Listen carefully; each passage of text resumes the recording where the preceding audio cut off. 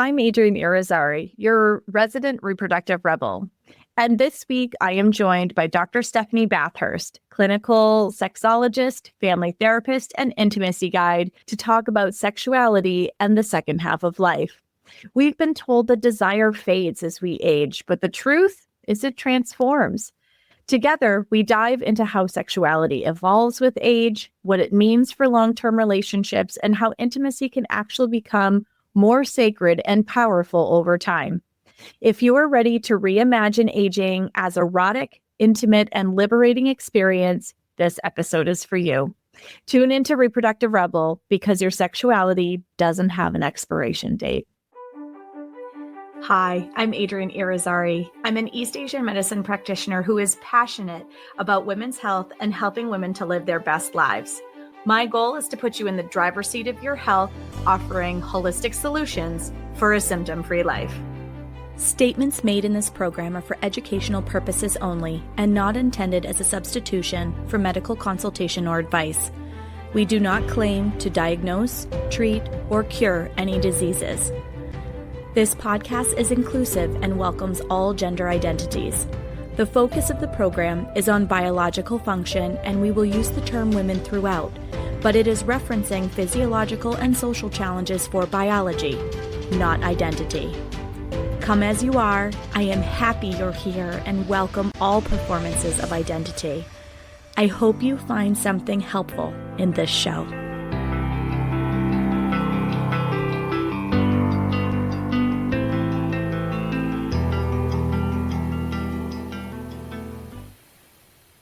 Welcome back to another episode of the Reproductive Rebel podcast. Welcome to the show, Stephanie. Thank you. I'm super excited for this conversation. I think it's going to be a good one. I'm excited for it too. So before I get overzealous and jump into where we're going with this conversation, can you tell the listeners a little bit about who you are and what you do? Of course. So I am a clinical sexologist and licensed relationship therapist. I own a private practice over in Oahu, Hawaii on the North Shore. My specialty is any and all things romantic relationships. I specialize in romantic energy theory, so focusing on energy theory, quantum physics as it applies to relationship dynamics and how we kind of use energy contribution to build and sustain healthy relationships. So anything from like resentment repair to libido compatibility to pelvic floor health and healing as we age, which I think we're going to dive into a little bit today. Ooh, all kinds of good stuff. And now you guys can see why I had to have her on the show, because she offers a breadth of very unique and meaningful, deep ways of being able to work with relationship dynamics. I'm so excited for this conversation. We may have to do another one because I love what you do. So we were talking in our screening call about sexuality and the aging process. And I thought this would be such a great conversation to have because I have seen so much in my practice, things like, I love my husband, I want to be intimate, but it doesn't even cross my mind now that I'm going through perimenopause, or I hit 50 and I feel like my libido just got up and went. Sex feels different now that I am older and my body is changing. So I thought that you would be an excellent person to talk about sexuality and the aging process. Yes, there's so much there. I feel like we could spend hours discussing all the different avenues. I'll try and truncate it as best as I can. When we're talking about perimenopause, there's so many experiences, and perimenopause, as we know, can last for like 10 years. It's not like a 3 months before menopause hits. It can be a substantial period of time in your life and relationships. What I tend to see is that it's a comorbid issue. There are many things that kind of coalesce at this life stage for so many women.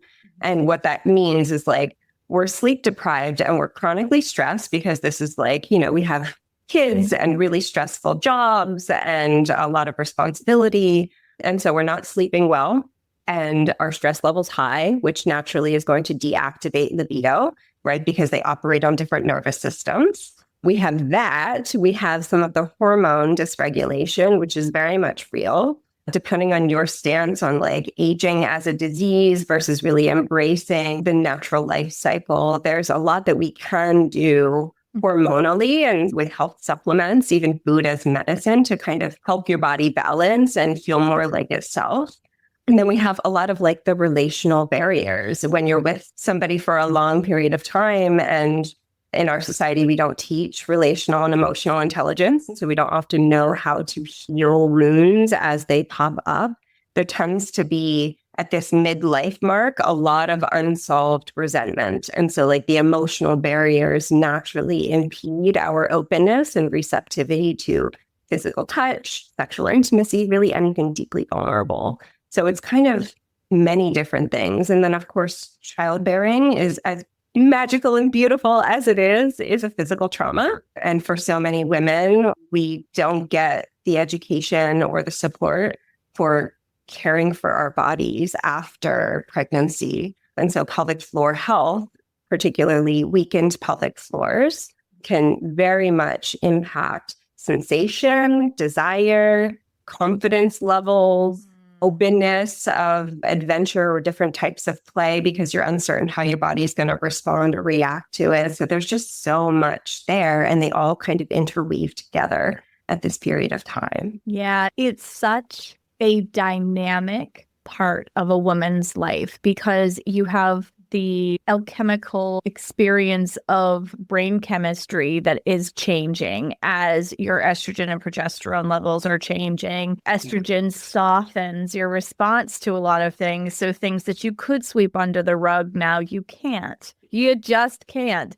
And so we're dealing with and navigating, and I often liken this to teens. It's not the exact same, but there are similarities in the fact that we give a pass to teenagers around their hormone changes being the cause for snappy behavior and snappy attitudes and all that kind of stuff. And we often dismiss at some level that behavior as quote unquote just going through puberty. But then when women get to perimenopause on the other end, it's equally as long a process. Right. Because our body is starting the journey towards the end of our bleeding years, but we have similar kinds of emotional disruption and dysregulation, yet now we have the demands of a family, the demands of a job, sometimes the demands of aging parents. Yeah. And on top of all of that, women who've chosen to have babies later in life are now dealing with little people and little people's staminas. At the same time, they're dealing with aging parents and they're dealing with this big hormonal shift in their body. So there's a lot of pressure that affects the expression of the body during this phase of life. And with these kinds of changes, one of the things we had talked about was the fact that this is an area that you specialize in, and then you work a lot with middle-aged women who have lost their libidos. What do you see as some of the most common challenges, feedback, sentiments that you see in people coming into your practice? Like the prominent reasons for libido loss? Yeah, so certainly pelvic floor dysfunction is a really prominent one. What I like to do when I have clients who come in is identify what their goals are and then help them sift through the secondary symptoms to get to the core ones, right? So for agitation, for low libido, people will come in, will figure out that they're exhausted. Maybe they're waking up 5 times in the middle of the night every single night because they have to go to the bathroom. So body's miscommunicating. There's wires are getting crossed. And by resolving some of the pelvic floor dysfunction, we're allowing them to get deeper sleep. Sleep is where our body regenerates and rejuvenates hormones for the following day. And does cellular repair. Sleep is super critical to all stability, emotional and physical.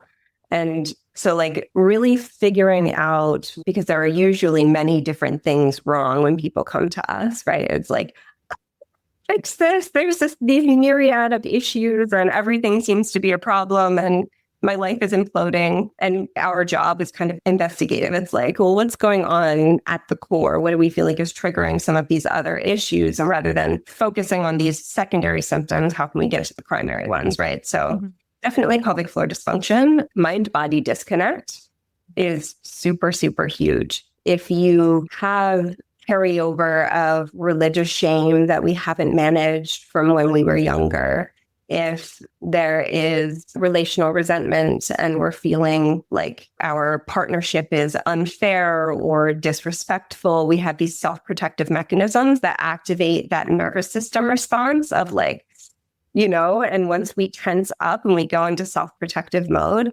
our body naturally is going to prioritize safety and survival over sex. Mm-hmm. That's just like basic human biology. The more stressed you are, whether that's within a sense of relationship or just in life in general because of the situation, the higher your stress level, the less activating or like accessible your libido is. What I do like to do in the very beginning is to help women rule out if it actually is a libido issue, because oftentimes they will come in with that being the core catalyst for them contacting me.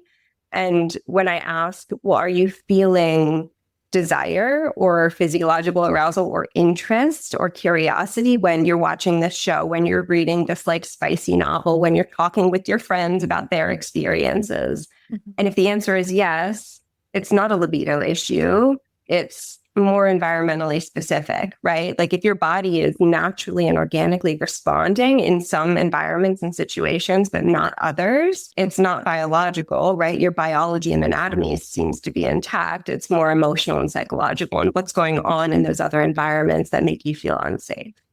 Ooh, I think that's the best definition I have heard so far, to be able to clearly identify the root cause. Essentially, is this a physical thing or is this an emotional, psychological thing? I've never heard it explained that way. And that is a really clear, succinct way for people to understand it, because I do think that women think that, okay, my hormones are off, and they focus very much on their hormones changing like it's something that's quote unquote broken. Mm-hmm. And we have this very biomechanistic kind of approach to healthcare in general. Something isn't working right, we're going to quote unquote fix it. And that's not really how the body works. It's about being able to restore harmony, balance, groundedness, safety, and security that really helps the body to perform optimally. So being able to understand that this isn't being broken, because that's how I hear a lot of my clients talk about it. And to your point around pelvic floor dysfunction, the fact that pelvic floor PT, particularly after having babies, but really at any phase of a woman's life, ought to be a standard of care. And it just isn't here in the United States. And it's a shame, because even if you haven't had a baby, or if you've given birth via C-section rather than had a vaginal birth, you still can have pelvic floor dysfunction through the aging process. Your hormones are changing. Your energy is changing. Chinese medicine understands that as a spleen qi deficiency, and the energy is sagging so that all those hollow organs can't stay upright in the proper position. But we hold a lot of energy in our pelvis and in our hips. And when there's any sort of trauma, and by the time we get to perimenopause, we've had all kinds of stressors and challenges and things around our identity, things around how we feel about ourselves as sexual beings, things around financial safety and survival. All of us have hit one or all of those buttons at some point up until this point. So we're holding things in this part of our body, and add in the fact that you're going through a normal hormonal change on top of it. You have the perfect environment, the perfect storm, if you will, for symptoms to show up. But it doesn't mean the body is broken. Right.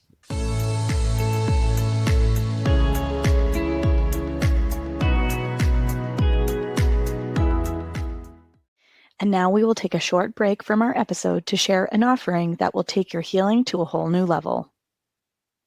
How would it feel to stress less, feel more spaciousness in your body, all while reducing physical symptoms.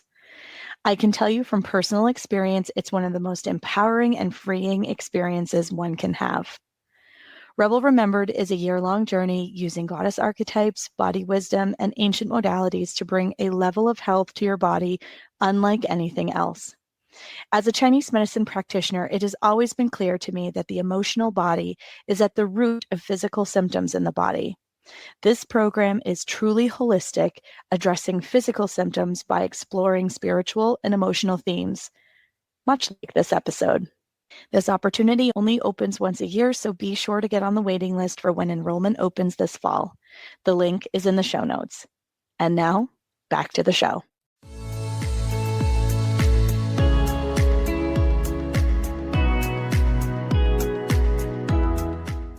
And this is why it's important to find a provider who thinks systemically, who is very knowledgeable, because this is a very unique specialty. But like the PC muscles, the entire pelvic floor is interconnected with the rest of the body, right? Like we have fascia lines directly going from the jaw and from the bottom of the feet to the pelvic floor. And so when we have chronic stress and we're grinding or clenching our jaw all the time, or when we have a lot of foot pain and we aren't taking care of the rest of our bodies, our sexual activation is going to be naturally impacted. And so it really is a systemic physical issue. We can't like isolate it from the rest of the body because it doesn't work that way. We don't work that way. We're one whole being, and trying to figure out what else are you going through and what else has been causing you pain or disruption, or do you feel disconnected from? You're not sure how you're feeling because you're so tuned out from that part of your body, figuring out what those blockages are, and then helping to unblock through EMDR, through acupuncture. There's so many means of support that we can build this system of scaffolding for each of our clients, and everybody deserves that. Absolutely. Well, particularly when it comes to sexual performance, because we have all of these duality kinds of statements, like I keep using in different episodes that whole lady in the street and a freak in the bed idea, right? There's this duality that a lot of women walk so much of their life that by the time they get to this point, it's like, well, there's got to be something wrong with me. Why do I bother? Yeah, it's really hard. Like we as a society put women in such rigid boxes that are just impossible to meet the standards of.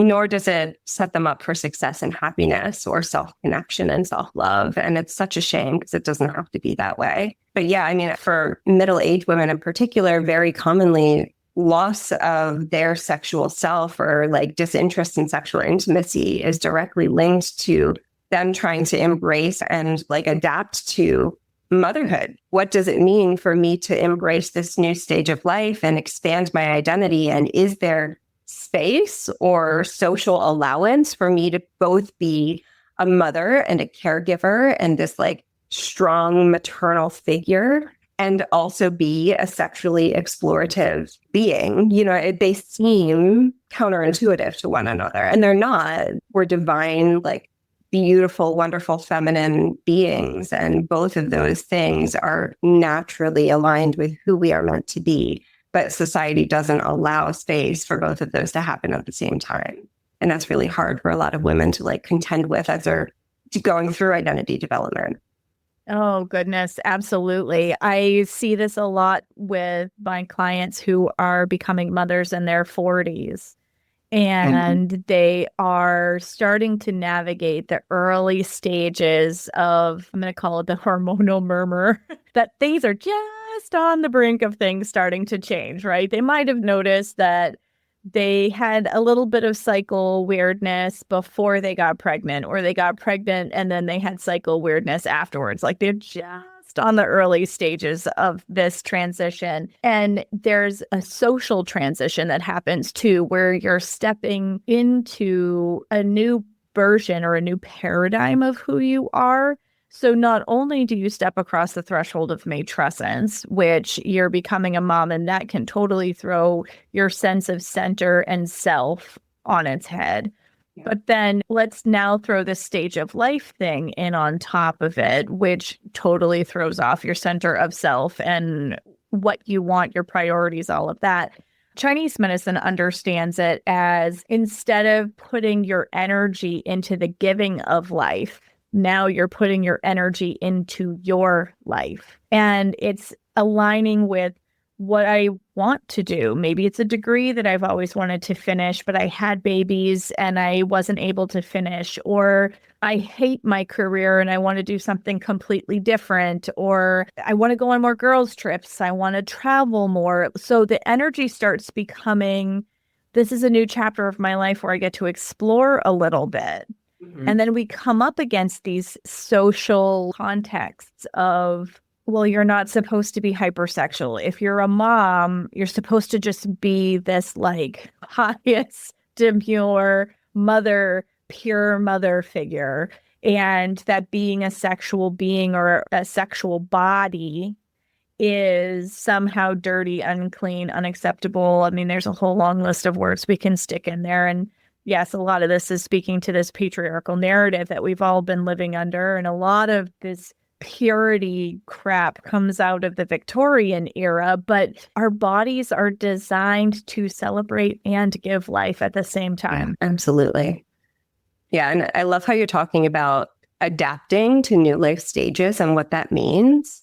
And I've seen it in both kind of extremes of the spectrum. When middle-aged women come in and they're going through this identity, like expression redefinition, it can sometimes lead them toward exploring more advanced expressions of sexuality. And sometimes just from a neurological level, our nerves start to get a little quieter as we get older. And so we tend to need a little bit more stimuli in order to feel similar sensation levels or meet that threshold. And so as we get older, I'll see women say I want a little bit rougher of an experience in a good way, right? But I don't want this soft, loving touch anymore because it doesn't meet the same needs as it used to when I was 20. And that's fair and reasonable and wonderful. And we want to help shatter any of the shame that they may be holding on, wanting something a little more adventurous. And I also see it the other way, where it's in my 20s, maybe in my 30s, I explored and I had fun and sex was really transactional. Mm-hmm. And now I'm wanting it to serve a very different purpose in my life. I want to be selfish with experience and pleasure. And I know now that requires a lot more intentional and longer sensuous touch in order to activate those higher stages of orgasm, right? And so we see it both ways. Whatever works for you, whatever aligns for your happiness and satisfaction is what we support. I love that. So for women who are in this stage of their life, I'm thinking that this is primarily your 40s to 60s, right? And obviously, these are topics beyond that as well, but I see a lot of the overt symptoms that, something is changing, being recognized by women right around 40. Mm-hmm. Chinese medicine believes that 35, you get extended this invitation to decide how you're going to spend your vital energy, according to Chinese medicine. And if you're still trying to work and live and play hard and work hard like you did in your 20s, when you're 35 and older, your stamina is different, you burn out a little faster and all of that. I noticed this transition for me was right around 38. I started seeing my body going, okay, that was a little intense this weekend. I think I need a little more recoup time than I used to. Not in a bad way. It was subtle, but it was more I need to be more intentional about how I'm managing my time and my output. By the time people hit 40, if they don't listen to that little invitation 5 years or so prior, by 40, they're starting to see it in their cycles. They're starting to see it in brain fog and fatigue and all of those kinds of things. And they start asking questions.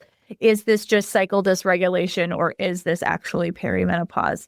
So that's why I use 40 as kind of my benchmark. But between 40 and 60, because the average age in the United States for menopause is 51. Where do you see people on that continuum coming in? Do you see them coming in more in that 40 range? And I'm saying this just because I know some people are like, so where does this all begin?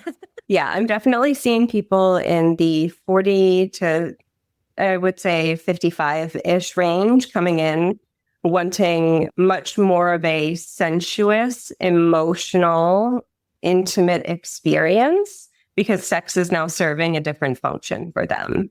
And sex serves many, many wonderful functions. It's used as a bonding technique for relationships. It can help stave off andropause and menopause, right? I really hate this term, but like you use it or you lose it kind of thing. You want to keep activating those hormone releases in your body so that your body knows that you still need it. There's so many really wonderful pain relief. We know that orgasm is equally as effective as migraine medicine when migraine pain hits. So like there's many beautiful things, but for women in their 40s to like 50, 60, it's definitely like a redefinition of what they want out of the experience. And I think some of that comes from like a self-knowing and an empowerment, which is really beautiful to see. It's like, no, I made so many accommodations for other people and other people's needs my entire life that I've done enough. And now it's my turn. And I'm going to assert these boundaries and be clear and help me to articulate what my needs are. And those are really beautiful moments where I'm like, yeah, take back that power. This is your time. And how do you want it to look? I love that. So I can feel the next question people are thinking, which is, how do I start articulating that I'm essentially stepping into my sovereign queen era with my partner who has been with me since I was 20, mid-20s, early 30s. And we have this running expectation of who we are. And now this hormonal shift is inviting me into different places and spaces. And I want to maybe be more adventurous where I haven't before, or be less accommodating because I haven't orgasmed, because my partner is quicker than I am. How would you start working with people who are saying some of those things? I'm like regurgitating things that I've heard my clients say on a regular basis. Those all sound familiar to me as well. I figured they might. I specialize in working with couples. So a lot of what I do is these exact conversations where partnership had like personal conversations where they're like, I'm just not happy and satisfied with this particular part of our relationship, and I need for that to change. And we've tried on our own and we're not figuring it out. And so my job is oftentimes to mediate those hard and difficult conversations, which is essentially a recontracting of the intimate relationship. You know what I mean? It's like, what is your ideal baseline? If I had a magic wand, what is it that you would want to have your needs be specifically met? And what is your partner's? And from that ideal marker, where's the non-negotiable? Like, I'm willing to be flexible up until this point. That's your spectrum, right? When we're talking about relational compatibility, our opportunities for negotiating a contract is matching up those spectrums and seeing where the overlap exists. To be like, here's what each of you are needing and how we can meet both of your needs simultaneously. It's a little more complex if we're talking about different relationship structures or relationship orientations, and somebody wants to be a bit more like open and the other person is still hard in monogamy, and those can be more difficult to navigate. But for general physical intimacy within a contracted monogamous structure, we just figure out like, what is the frequency? What type of sex? What is the reason for sex? How do you want to be touched? And what are the sensory experiences that enhance that for you?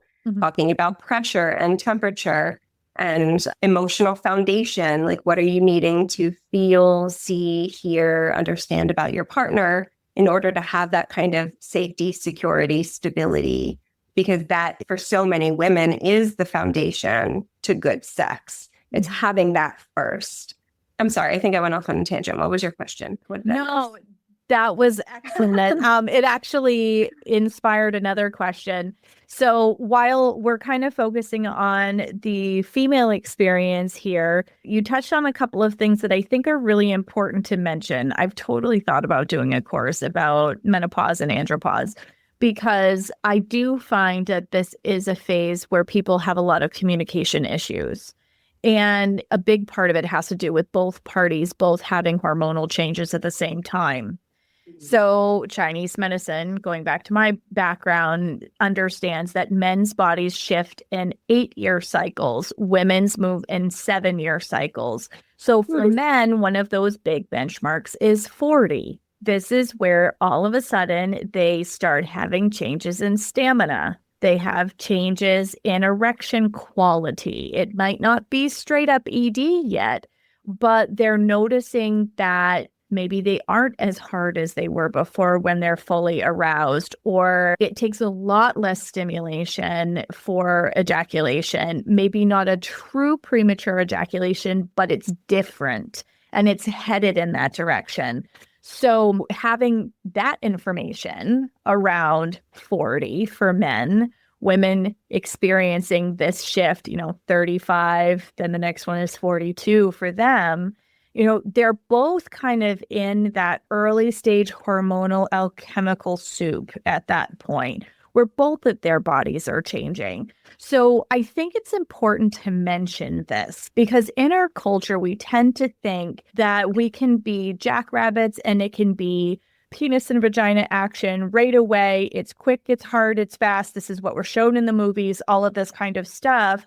And then when you start throwing like real life people stuff, like hormonal changes, and on top of all of that, all of a sudden we start having a very different conversation. He starts getting in his head because he can feel that something's different, but he's not quite sure what, because we haven't actually started throwing the A word around yet, right? Men start asking questions like, is this as good as it's going to get when they go into andropause? Women ask questions like, what's next for me? What can I do? I want to try this. It tends to be a little more like, I'm stepping into a new chapter of my life and I have a new zeal for all kinds of things. Mm-hmm. When they go into their perimenopausal journey and then step across the threshold into menopause. So how do you navigate these early stage changes in both partners while facilitating this conversation? Yeah. So I think the easiest way to navigate is by helping them to externalize some of the issues, because the natural inclination is for your brain to say like, oh, this thing is hurt, or I'm offended, or I'm upset, and to look around for concrete expressions for who or what is at fault for that upset. And naturally, because our partner is our constant variable in life, it's going to be our partner. With these experiences, with these hormone changes, we have like lack of clarity for decision making. We have forgetfulness in memory. We have agitation in mood, or like depression, anxiety worsens. We have anhedonia, which is just like a grayscale. Everything feels kind of blah, particularly for men, which can be personalized if we don't understand what's going on, right? And so normalizing all of that as being not the fault of either partner and not necessarily the responsibility to fix for either partner, but allowing for there to be a conversation and an emotional container of like, I see that this is going on, but I know it feels kind of yucky for you, and I'm so sorry. How can we connect in this time? What do you need in terms of support? What do I need in terms of support? So rather than it becoming this divisive nature of like, well, you snapped at me, or you're not interested when I touch your arm anymore, and why is that? We don't have to personalize and attack or be reactive to these symptoms when we know what they are and why they're there. I think that's something that really gets missed a lot in these kinds of conversations, that we're running this through a filter. Sometimes it looks like, well, he did this or she did this, or he's not doing this or she's not doing that. but it's being fueled by and fed by this chemical change that is happening in the body at the same time. And I think that is really important for people to know.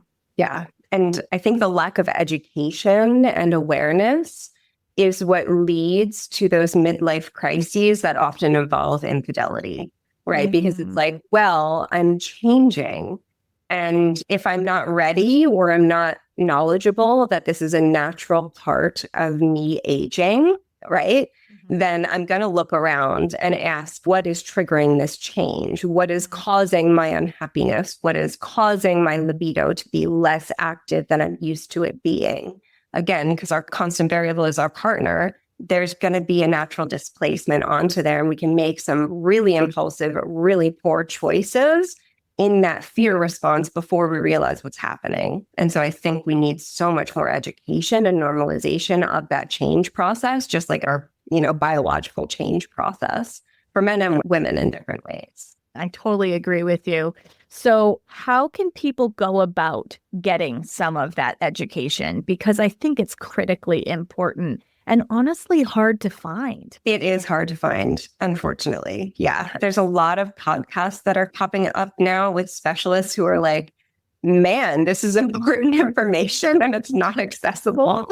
So I would just do a little bit of research on your own and find those providers that you trust who are aware of hormones and aging and very sex positive. We don't want to reinforce any kind of shame cycles or detrimental belief systems. But yeah, I mean, they're starting to pop up much more, which is great. It's needed. Absolutely. Just like information around perimenopause and menopause, just looking back over the last 5 years, like I feel like there's so much more because there's a huge portion of the population stepping into this and going, what the fuck is going on? And how do I support my body? Like, this is awful. I remember when my mom went through this process and she's comfortable with me sharing this. One of the things that she said to me in a very tear-filled phone conversation was, if you don't do anything else, Adrienne, please let people know like what they can expect through menopause. And, she says, I feel like I've been going through it forever. It's been wrecking my life forever. And I've looked for information. My mom was a librarian for 18 years. So, pretty savvy with research. And she was like, I can't find like hardly anything. But that was many years ago now. So it's part of the reason why this show exists. She is an inspiration behind why this show exists, because I want women to know, one, you're beautiful the way you are and everything is totally normal. We just are in a different phase where you're navigating the world in a different rhythm than you did before, and that's okay. And that they know where to go for resources around topics like this. So if people are looking to connect with you, how can they get a hold of you? They can get a hold of me through my website. All of my scheduling, my couples intimacy retreats, my 90-day program on relationship energetics, everything's accessible there, which is bathurstfamilytherapy.com. They can also find me on Instagram and TikTok and Facebook, which is, my handle is phd.relationship.expert. Or just send me an email, which is help@bathurstfamilytherapy.com. And I'm happy to answer questions from today or talk about services, stuff like that. These are really important conversations. And I'm so grateful that you have created and continue to hold space for them to give the education that is so needed in our society. So thank you. Thank you so much for coming on today and sharing your expertise. It has been such a pleasure. And until next time, everybody. Thank you for joining me for another episode of Reproductive Rebel. Reproductive Rebel is recorded by certified peri-steam hydrotherapist and acutonics practitioner, herbalist, and Chinese nutritional therapist, Adrienne Irizarry of Moon Essence LLC. If you are interested in setting up an appointment for one-on-one support, ordering from our store, or checking out our course offerings, visit our website at moonessence.life. Be sure to subscribe to our newsletter and get insider information on upcoming events and offerings. Join the conversation. Like and follow us at Moon Essence Me on Instagram, Facebook, or LinkedIn. Your voices make this program possible. Thank you all for your continued support.